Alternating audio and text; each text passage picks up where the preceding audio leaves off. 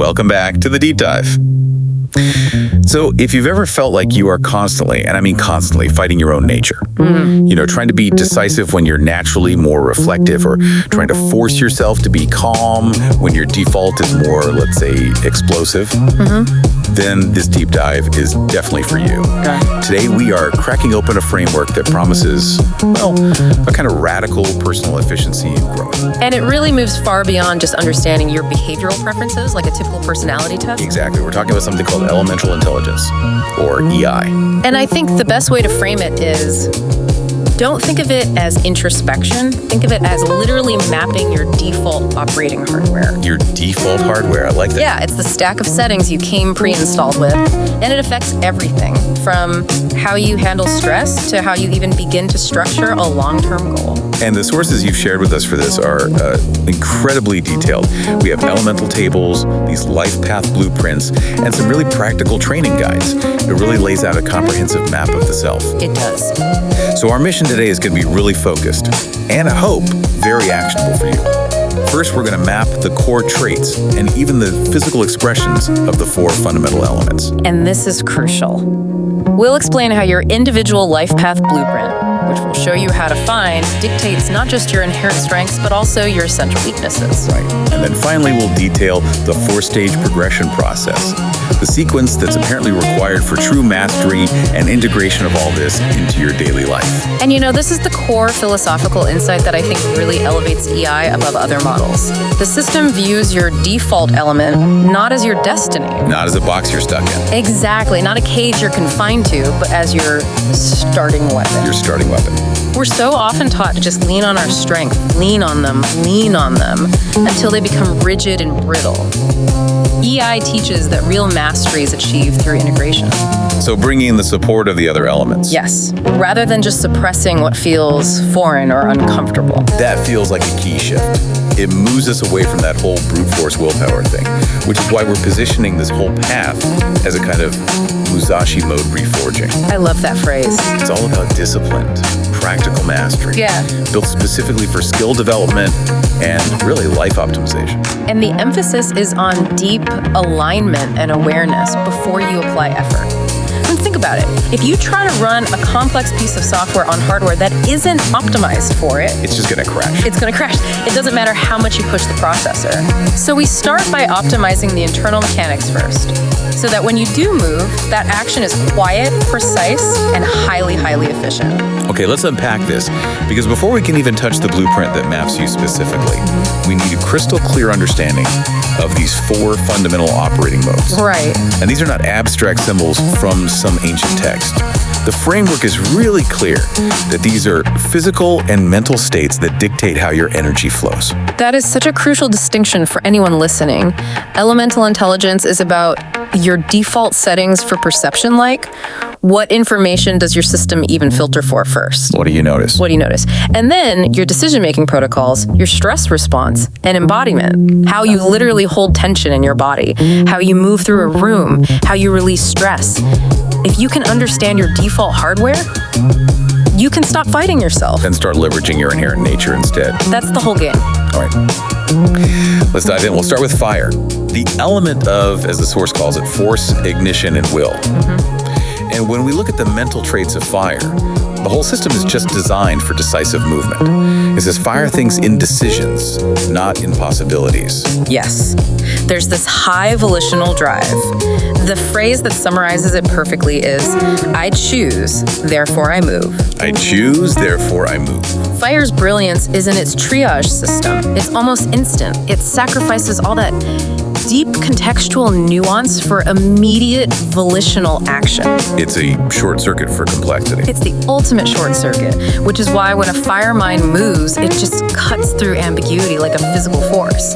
This creates an incredibly efficient clarity, especially under pressure. They're always seeking that binary choice. Go or don't go. No gray space. There is no gray space in the moment of truth because they've already committed to a trajectory. If a fire's always avoiding the gray space, aren't they just making bad, quick decisions without factoring in the nuance. How does EI stop that fire action from just being reckless instead of decisive? That is the crucial question, and it really comes down to training the growth element, which we'll get into later. But innately, the fire intelligence is designed for initiation. Its job is to start. It operates on the assumption that even if the initial decision is wrong, the sheer speed of its execution will let it course correct faster than a more measured, careful approach. I see. Fail fast. Exactly. Fail fast, learn faster. Because of this high risk tolerance and this very direct approach, fire learns fastest through direct experience, through confrontation, and through receiving the unvarnished truth, no matter how painful it might be. And it says here their perception of time is entirely now focused. Completely. They live in that moment of action, which makes perfect sense with that instant commitment.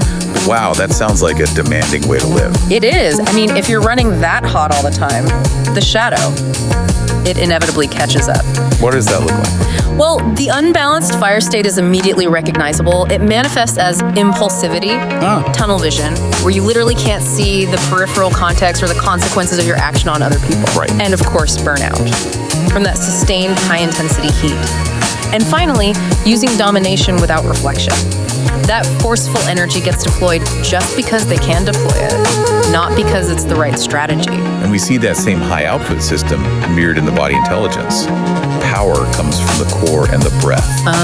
It says these individuals have a high adrenaline response, a natural fast twitch muscle bias. So you're thinking explosive movement. Absolutely. Think martial arts, sprinting, anything that demands a huge effort threshold and really rapid initiation. What's critical here, though, is how they release tension. It says their physical tension doesn't release through gentle rest. It releases through action. Yes. This is so important. A fire person who is stressed out by suppression or being blocked, they need to lift or run or intensely move that heat out of their system. So telling them to just sit and meditate is The worst advice you could possibly give. It will only amplify the pressure until they, explode. They literally run hot in temperature and metabolism. They thrive on high energy output and really struggle with stillness. And you can even see it in their physical architecture sometimes. The sources mention a strong jaw, shoulders, hands. A body built for initiation and impact. Exactly. It's all one system. Okay, now for a complete shift, we move to water. The intelligence of perception, emotion, and adaptation. And where fire is binary, water is entirely contextual. It's fluid. Right. The water-aligned mind is always asking, what's really happening here? What's the unspoken reality? They are phenomenal at reading emotional fields and subtext, better than any other element. They're the natural relational thinkers, the strategists, because they prioritize connection and flow over everything else. And their memory is strong, but it's tied to emotion. So they learn through feeling and observation, not necessarily direct force. Exactly. They learn through immersion, which allows them to see the world not in fixed points like fire or earth might, but in the relationships between things. That's a huge difference. It is, and it's why their perception of time is cyclical. They understand the flow, the ebb and rise, the natural rhythms of life. So they know that problems come back around, emotions resurface. They anticipate change because they perceive everything as being constantly in motion. And this is what makes them so profoundly adaptable. Like water, they take the shape of the container. But that same fluidity that makes water so adaptable must be its main vulnerability, right? Because they're basically sponges. That's the perfect word for it. The shadow of water manifests as emotional flooding, Which terrorizes them. It completely paralyzes their decision making. I mean, if you absorb every single emotional signal in a room, the internal turbulence makes it impossible to commit to a direction. So they absorb other people's states. Like a sponge, Yeah. which leads to this massive internal buildup, and they have this strong, often subconscious avoidance of direct conflict. They'd rather go around the obstacle. They'll dissolve resistance, circumvent obstacles, or just wait for the problem to pass rather than confront it head on. And the body intelligence of water reflects this perfectly. It says power comes from relaxation and timing, not brute force. Think of a martial artist who uses their opponent's force against them. That's water intelligence.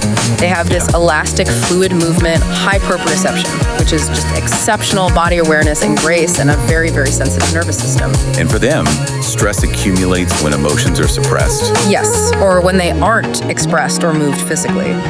If water tries to just hold still and ignore all that turbulence, the pressure becomes overwhelming. So what does recovery look like for them? It has to involve movement and emotional release to maintain that fluid state. They need to let it out. Physically, you'll see they have this flexibility and a strong response to their environment. Music, harsh tones, a bad atmosphere. It all impacts their physical and mental state almost immediately. Okay, so if water focuses on the relationships between things, wind focuses on the patterns between them. Yes. This is the intelligence of pattern, possibility, and the highest level of abstract thought. This is the element that sees all the potential paths before anyone else does. They operate purely in the realm of imagination, language, and ideation. The wind mind is the abstract, symbolic, and lateral thinker. So how do they learn? They learn through play, through exploration and remixing existing information. They are the great synthesizers. And their cognitive shifts are rapid. It says their time perception is nonlinear. What does that mean exactly? It means they can jump between past, present, and future possibilities instantly. They see the entire timeline as this navigable map of potential outcomes. I find the contradiction with wind really interesting. It's the ultimate ideator, but the framework knows that this speed is also its critical cost. Can you explain that bottleneck? Yeah, it's the cost of ungrounded speed. The wind mind is like a hyperactive search engine running a million queries at the same time. Right. It gathers incredible amounts of information, sees every possible link between ideas, but it struggles to commit. It struggles to click the final link and just sit with the answer. They move so fast, they become ungrounded. The shadow of wind, then, is a direct result of that. Absolutely. The shadow includes scattered focus, which leads directly to overthinking, getting stuck in this endless loop of possibilities and these debilitating anxiety loops. They can't land the plane? They can't land the plane. They have immense difficulty grounding ideas into actionable, structured reality. That's the domain of Earth. If they get overwhelmed by too much information or sensory input, they can become completely paralyzed, just bouncing from task to task without ever finishing anything. And physically, the body reflects that lightness and speed. They're typically light-footed, agile, with quick reflexes. Yes, and they often use very expressive, quick hands and animated facial expressions. But that high wire energy, it can lead to this inherent nervousness and irregular, shallow breathing, especially under stress. So their body intelligence relies on rhythm, flow, and critically, breath control. It's all about the breath for wind. Because they're so mobile mentally, they require grounding, usually through structured physical contact, repetition, or routine to sustain any kind of prolonged output. If they skip that anchor, they fly away on their own cognitive wind. Which brings us finally to Earth. Structure, stability, and manifestation. This is the systems thinker, the one who's always asking the crucial question, what lasts? Exactly. They have a long-term linear orientation. They commit to practical, grinded decision-making. Earth is less interested in the immediate impulse of fire or the, abstract possibilities of wind. They want to know what can be built, what can be sustained, and what can be leveraged over time. And they have this strong responsibility instinct, which means they learn best through repetition, disciplined practice, and true mastery. Their time perception is strictly linear. Step 1, step 2, step 3. A to B to C. They understand sequencing, compounding effort, and the absolute necessity of incremental steps. But the great strength of Earth must also be its primary weakness. That stability and need for control can become, rigidity. Rigidity, resistance to change, and an over-control of others and situations. They have a deep, almost existential fear of chaos. Because chaos threatens the structures they rely on. It threatens the very structures and routines they use for safety and competence. They are by far the hardest element to move once they've committed to a path. So it sounds like the moment their system gets disrupted, they just seize up. Precisely. They are built for endurance, but not for agility. And their body intelligence is built around rooting and leverage. What does that look like? These individuals often have dense, substantial musculature, strong skeletal alignment. They exhibit slow but incredibly enduring strength. They thrive in things like load-bearing arts, climbing, or long-distance running. Anywhere where the consistent, stable application of force is the core power. So how does stress manifest physically for an Earth type? Stress accumulates for them specifically when their movement is restricted or their environment becomes stagnant.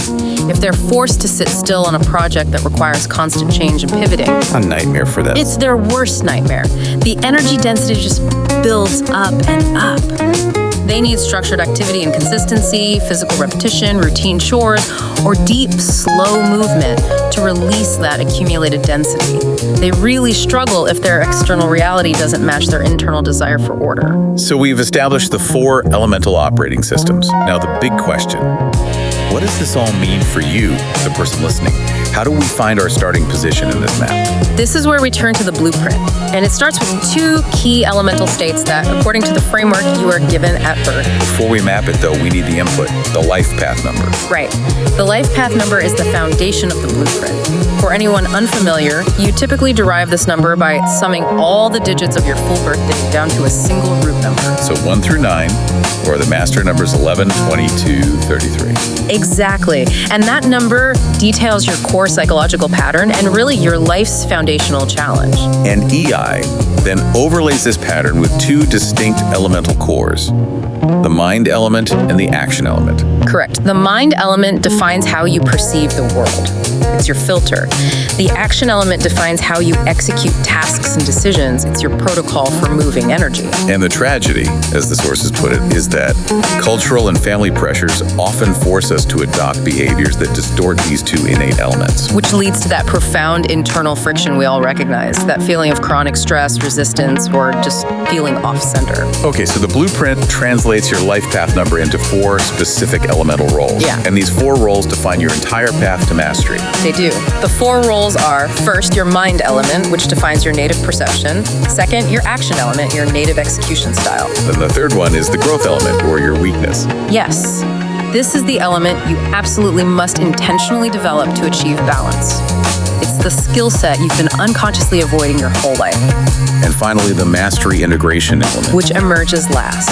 It represents the highest, most integrated expression of yourself where all 4 elements are finally functioning in harmony.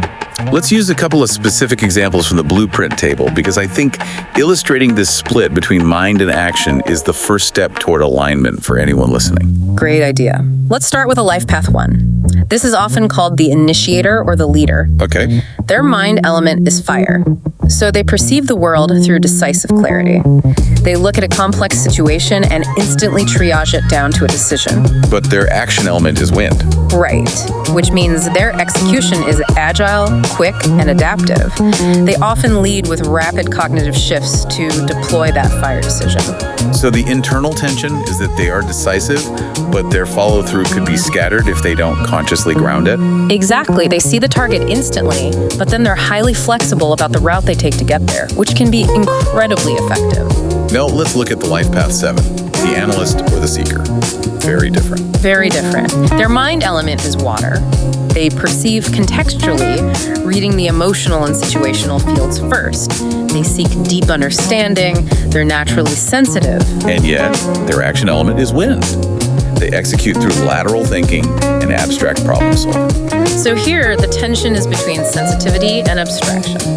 A 7 sees everything, that's the water. They feel the nuances, but then they move to solve the problem by synthesizing patterns and possibilities, the wind, and often neglect the structured physical application of earth that's required for manifestation. And let's do one more just to show how different these architectures can be. Life path 33, the teacher healer. Ah, yes. This number often carries immense systemic responsibility. Their mind element is earth. They perceive the world through structure, stability, what is sustainable.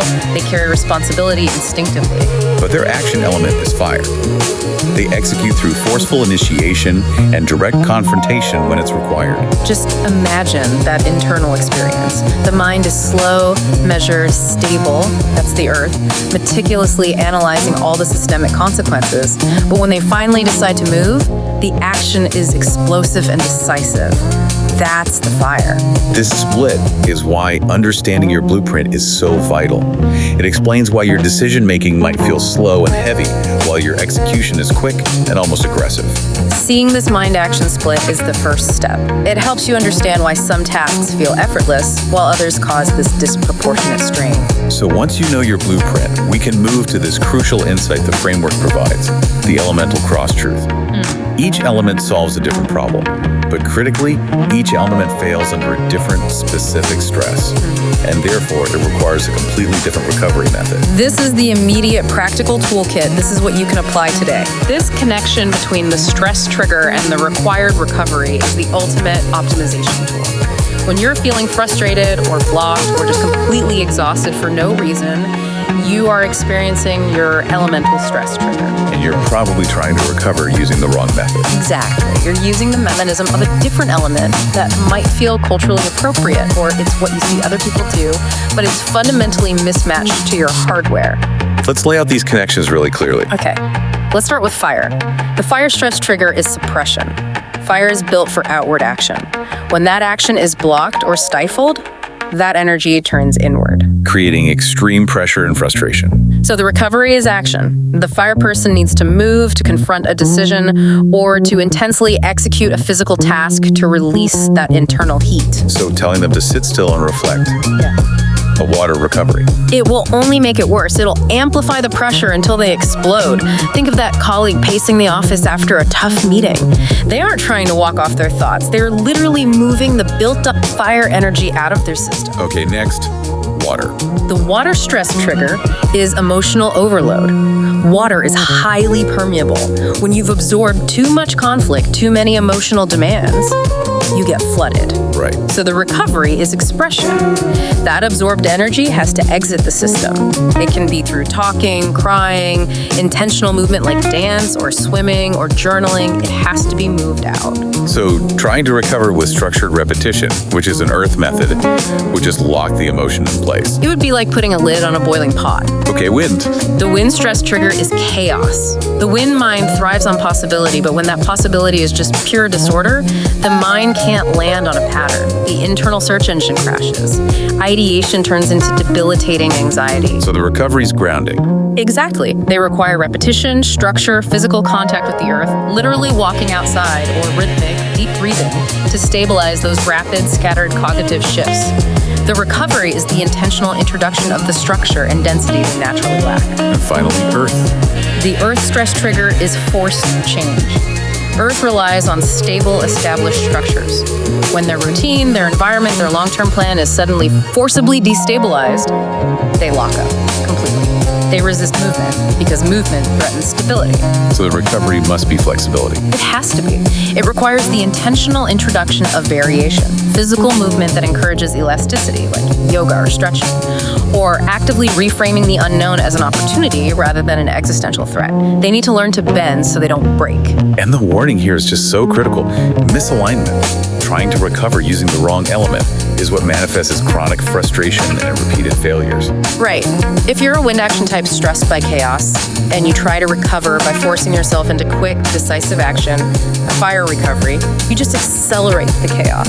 The goal is to design routines that optimize your energy flow by matching your recovery to your default hardware. That's it. That's the key. So if the blueprint is the map of your innate self, then the law of elemental progression is the engine that moves you along the path. Right. Mastery isn't achieved just by understanding the map. It's earned through sequence, not just intention.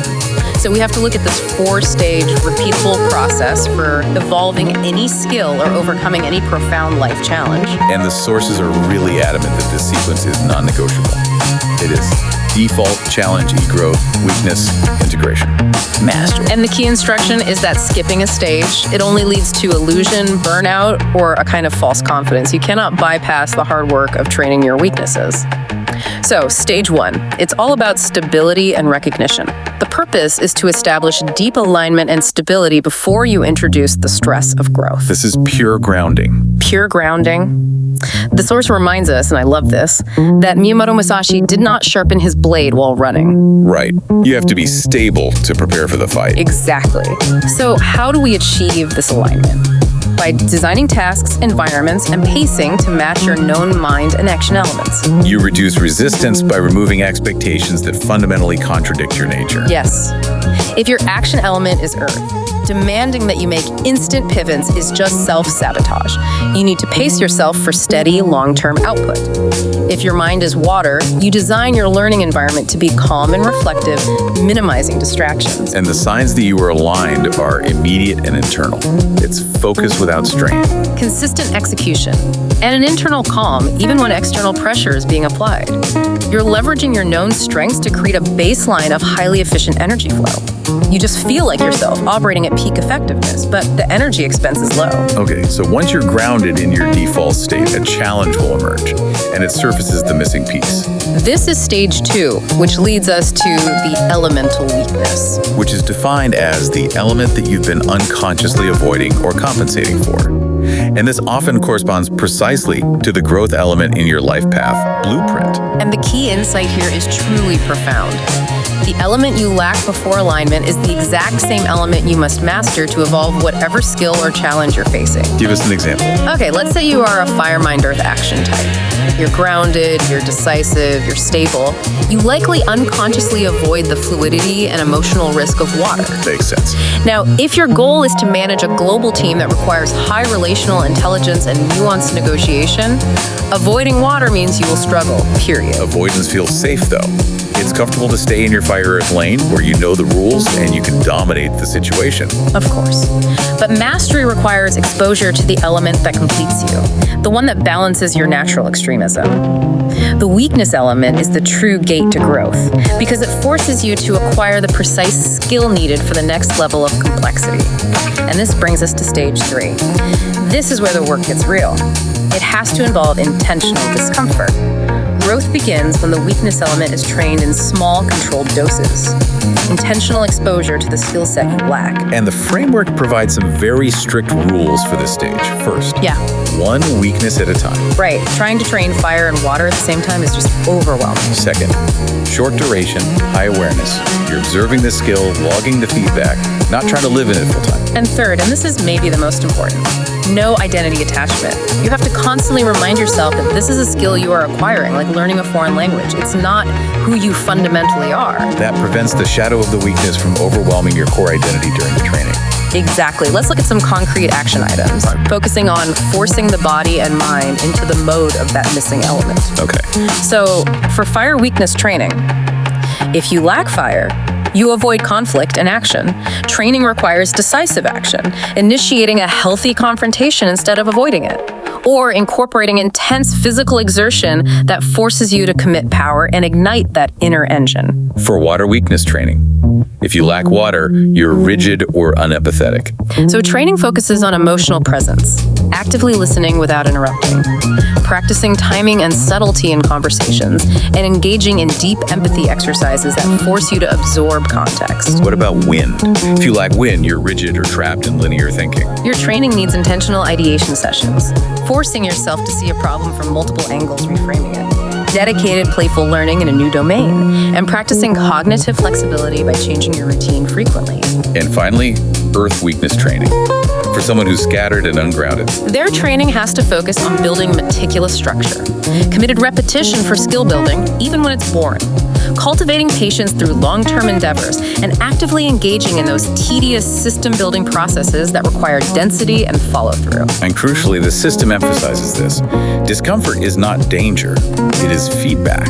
Yes, If the training feels awkward or clumsy or unnatural, you are doing it exactly right. that's how you know it's working. You're engaging the skill that exists outside your default operating hardware. You are literally expanding your capacity. So if stage 3 is that uncomfortable, intentional practice, stage 4 is the quiet reward, integration.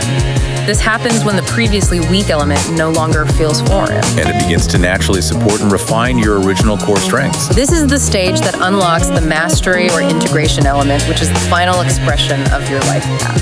And the signs of success are unmistakable. You feel reduced internal resistance. That task that was once so difficult is now just available. The application is natural. It requires no conscious force. And your original strengths become refined rather than extreme.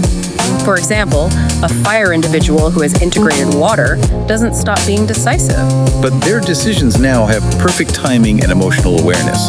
They do less collateral damage. Precisely. At this stage, you don't feel like you are consciously using the element, you just embody it. It becomes an inherent part of your competence stack. And when all 4 elements are functioning without that internal conflict, conflict. The skill becomes transferable across different domains, and you just operate with this quiet authority. Your action feels quiet, precise, and inevitable because there is no internal friction fighting the execution. Okay, let's move fully now to the practical application.